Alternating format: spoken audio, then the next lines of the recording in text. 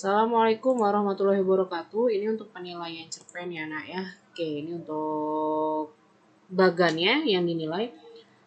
Seperti yang ibu jelaskan, fokuslah kepada hal-hal yang dinilai. Hal-hal yang di luar ini tidak usah menjadi fokus kalian.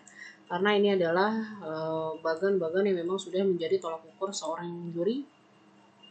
Walaupun seorang juri mempunyai selera masing-masing, namun dia punya yang namanya tolak ukur, yaitu adalah bagan penilaian. Oke. Yang pertama adalah kesesuaian judul, isi, dan tema. Misalnya judulnya tentang COVID, ini ternyata isinya tentang apa? Transportasi. Dan temanya misalnya tentang apa? Temanya misalnya tentang puisi. Itu kan gak nyambung ya. Jadi tolong ini harus nyambung semua antara ketiga aspek ini. Karena kalau sudah tidak nyambung ya mustahil untuk dinilai. Oke. Yang kedua adalah struktur dari pengisahan dan bahasa. Ini yang pertama adalah unsur intrinsik dan ekstrinsik. Untuk intrinsik adalah yang ada di dalam novel ataupun di dalam cerita. Untuk cerpen sendiri kan biasanya untuk yang fiction ya ditambah-tambahkan. Nah, lalu untuk ekstrinsik ini biasanya ada di unsur luar dari si penulis. Misalnya penulis itu latar belakangnya apa dan dia masukkan. Lalu teknik pengisahan 15 poin. Lalu adalah di sini melalui pemanfaatan bahasa Indonesia yang baik dan benar. Ingat, perhatikan tanda titik koma, huruf kapital, lalu ejaannya ya. Misalnya kata di mana, kalian kan kadang-kadang suka salah ya. Padahal di mana itu memang jelas-jelas dipisah yang menyatakan tempat. Itu harus benar-benar diperhatikan karena memang menjadi poin penilaian dewan juri. Lalu ada diksi, kalimat, gaya bahasa, dan lain-lain. Dan di sini ada isi 15 poin kesesuaian dengan tema yang tadi masuk ke poin 1. Lalu adalah nilai-nilai kehidupan, nilai-nilai apa yang akan kalian sampaikan kepada kita pembaca, apakah nilai tentang budaya, santun, agama, adat istiadat, dan lain-lain. Nah, untuk yang nilai-nilai tolong disampaikan secara boleh tersirat ya, ataupun tersurat. Lalu jangan sampai kalian mengcopy paste atau menjiplak dari karya orang lain. Karena jika ketahuan, mohon maaf, langsung diskualifikasi. Tidak akan dinilai sama sekali.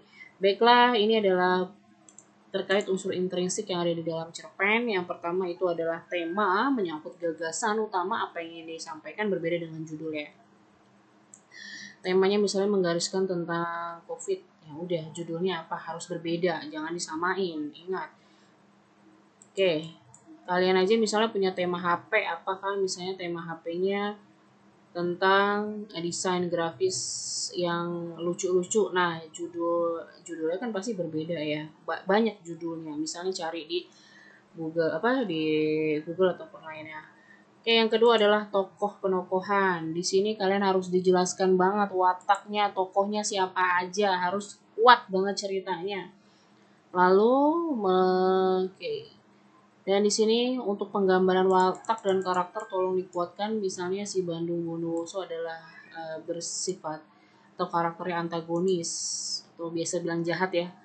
Lalu Joro Jonggrang seperti apa, memiliki watak yang licik dan lain-lain. Oke, lanjut ke latar belakang menjadi, nah ini latarnya di mana tempatnya. Misalnya kalau cerita dari Joro Jonggrang ini kan di Prambanan Yogyakarta ya, tempatnya di situ bisa berpindah-pindah. Lalu latar waktunya kalian menggunakan apa, misalnya gini, pada latar waktu pagi, siang, sore, malam itu bukannya kalian menyebut-nyebut secara tersurat di dalam teks. Misalnya latar waktu pagi, pada pagi hari, ya nggak usah terlalu ditulis banget, kalian pakai tersirat aja, misalnya pada waktu matahari baru terbit. Nah, kalau matahari baru terbit kan sudah jelas itu pagi hari. Nanti kita membaca, oke, ini latarnya sudah pagi. Nanti misalnya burung hantu pun sudah mulai keluar dari sarangnya, sudah pasti itu menandakan waktu malam hari. Atau matahari sedang terik-teriknya seperti sejengkal di ujung kepalaku, itu sudah pasti matahari sedang terik-teriknya di siang hari. Nah, tolong kalian sampaikan secara tersirat saja, tidak belak-belakan secara tersurat atau yang sudah ada di dalam teks gitu, biar kita yang membaca sendiri. Dan ini alurnya yang digunakan, alur apa bisa, oke. Alurnya bisa digunakan, bisa maju ke masa depan, kan udah terbagi atas 3, atau flashback ke masa lalu, mundur, dan atau maju mundur, itu kecampuran ya, seperti film-film yang kalian bisa lihat. Nah, ini untuk strukturnya ada penentuan peristiwa, rangkaian peristiwa, sampai komplikasi munculnya masalah juga. Resolusi adalah masalahnya sudah mulai turun atau sudah akan mengakhiri cerita. Tolong dilihat untuk strukturnya. Dan untuk sudut pandang yang digunakan adalah kalian ingin, apakah kalian ingin ada di dalam cerita itu, jadi pengarang itu seakan-akan bermain, ataukah memang kalian hanya menceritakan orang lain, kata gantinya aku atau dia.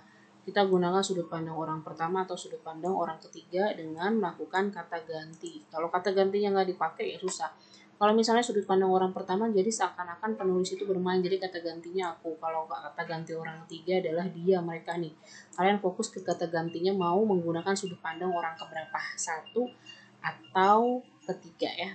Baiklah, lalu amanat yang akan ditekankan, amanat apa sih yang akan kalian sampaikan kepada kami pembaca? Apa bahwasannya misalnya sesuai dengan fakta ya, udah capek belajar online, udah capek, ya sampaikan saja.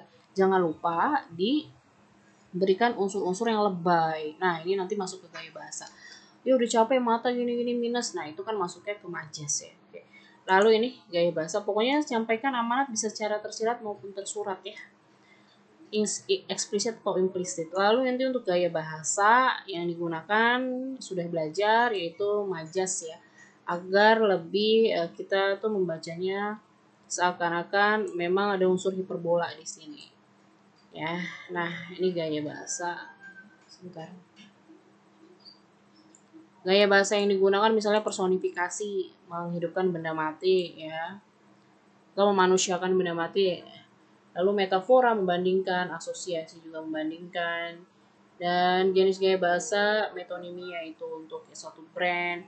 Nah, kalian mau menggunakan untuk gaya bahasa apa? Misalnya seperti gaya bahasa dari sindiran, sinisme, sarkasme, hiperbola, litotes, paradoks, antitesis, dan lain-lain. Nah, pilih yang menjadi uh, inti atau on point kalian apa gitu ya. Nah, lanjut lagi setelah gaya bahasa itu adalah diksi yang dinilai oleh juri. Nah, ini diksi. Oke, diksi itu adalah pemilihan kata ya, artinya kata-kata yang kalian pilih dalam menulis itu harus memang berdasarkan pilihan kata yang baik dan benar. Atau istilah katanya ya boleh baku, boleh dicampur, namun memang harus menggunakan kata-kata yang tidak biasa pada umumnya agar kita tuh lebih minat membacanya. Misalnya ini adalah denotasi atau makna sebenarnya. Rian sering bekerja keras untuk mendapatkan penghasilan yang lebih baik. Lalu untuk mana konotasinya atau kiasannya adalah Rio harus membanting tulang. Nah, sebenarnya kerja keras dan membanting tulang kan itu sama aja ya. Cuma kalau yang dari denotasi makna sebenarnya, kalau dari makna konotasi bukan yang membanting tulang-tulang kita banting-banting atau kita istilahnya lompat-lompatan ya enggak. Ini kan hanya makna kiasan ya, artinya tuh bekerja keras ya. Atau Robi seorang gemar membantu. Gemar bantu apa? Biasanya ringan tangan ya. Atau seorang yang suka baca buku disebut dengan kutu buku. Ya bukannya kutu ada di buku, melainkan ini hanya makna kiasan saja. Jadi bisa dipilih dengan makna-makna kiasan seperti itu. Lalu ini untuk yang persamaan kata bahagia bisa ganti, lebih baik bahagia daripada senang. Matahari, mentari kan ini lebih indah ya dibaca, agar lebih indah kita membaca. Elok itu cantik, kalian harus memahami untuk persamaan-persamaan kata. Lezat, enak, pintar, pandai, harus digunakan bahasa-bahasanya seperti itu. Lalu antonim, naik, turun, besar, kecil, sampai yang bawahnya. Nah, ini untuk homonim itu kata yang memiliki lafal atau ejaan yang sama artinya. Misalnya, oke, bulan itu terlihat bulat seperti malam ini. Setiap karyawan mendapatkan gaji setiap bulan. Nah, ini kan sebenarnya pengucapan yang sama, namun artinya memiliki arti yang berbeda ya, seperti itu. Ini bisa kalian baca sendiri, nanti ibu akan berikan PDF ya, namun penjelasan dari ibu adalah seperti itu saja. Baik, fokuslah pada hal-hal yang dinilai saja, jangan lupa latihan, semoga berhasil, dan jangan lupa berdoa juga pasrah kepada Allah Subhanahu wa Ta'ala. Terima kasih sudah menyimak, kurang lebihnya seperti itu, semoga bermanfaat. Assalamualaikum warahmatullahi wabarakatuh, tetap semangat.